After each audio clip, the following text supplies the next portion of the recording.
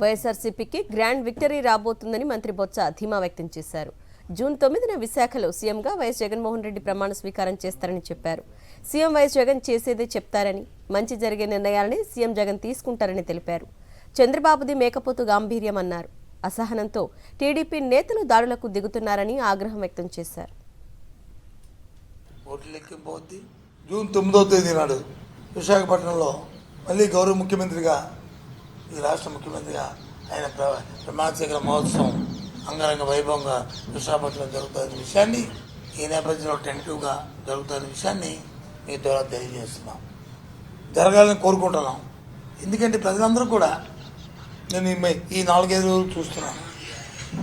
ఎక్కడికి వెళ్ళినా నవమొగ్గాలతో బాబు, మళ్ళీ మా బాబు రావాలి, మళ్ళీ మాకు వచ్చి 1వ తారీఖు పెన్షన్ రావాలి, మళ్ళీ మా పిల్లల చదువులు భవిష్యత్తు బాగోవాలి, చదువులు బాగా ఉండాలి అనే మాట ఎక్కడికి వెళ్ళినా సరే వినిపిస్తుంది. గత చంద్రబాబు నాయుడు పరిపాలన మనం చూసుకున్నప్పుడు ఏ సందర్భంలోనైనా నాకంటూ చెప్పుకునే ఒక అంశం కూడా ఆ పరిపాలన లేదు. ఎప్పుడు కూడా పాజిటివ్ లేదు. స్వర్గీయ రామారావు గారు ఉన్నప్పుడు ఒకసారి మేము చూసిన రాజకీయాల్లో అలాంటి పాజిటివ్ వైబ్రేషన్, అలాంటి వైబ్రేషన్ 83లో ఆయన గెలిచిన తర్వాత, ఆయన 85లో జరిగినప్పుడు కానీ, ఆ తర్వాత నేపథ్యంలో మళ్ళీ స్వర్గీయ రాజశేఖర రెడ్డి గారు 2009లో వచ్చింది గవర్నమెంట్ పాజిటివ్.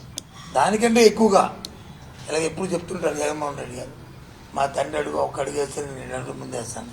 ఈ అంశంలో కూడా 2 అడుగులు ముందేసి ప్రజలకు చేరువై ప్రజల ఉదయాల్లో గూడు పెట్టుకుని రేపు ఇలాంటి విక్టరీ కనీవిని చూడని విధంగా రేపు రాబోతుంది విజయం. మా లీడర్ కానీ మా పార్టీ కానీ ఒక పిలిపిస్తే అసలు ఏమీ జరగవు, అన్నీ ఆగిపోతాయి, 1 నిమిషంలో ఆగిపోతాయి. కానీ రేపు రాబోయే ప్రభుత్వం మళ్ళీ మాది. మళ్ళీ అంటే ఇలాంటి అంశాలని మనం ప్రేరేపించడం తప్పు, మంచి సాంప్రదాయం కాదు.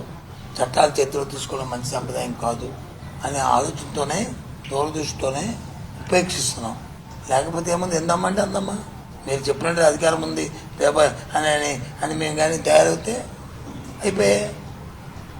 కానీ మళ్ళీ మేము ప్రభుత్వాన్ని నడపాల్సింది మేము, ముందు నడపాల్సింది మేము, అభివృద్ధి చేయవలసింది మళ్ళీ మేము. కాబట్టి అలాంటి కొద్దిగా సమయం పాటిస్తే, ఒక 4-5 రోజులు సమయం పాటిస్తే అన్నీ సర్దుకుపోతాయి. అప్పుడు తోక ముడిచి మళ్ళీ పిల్లల్లాగా మళ్ళీ వాళ్ళే పారిపోతారు.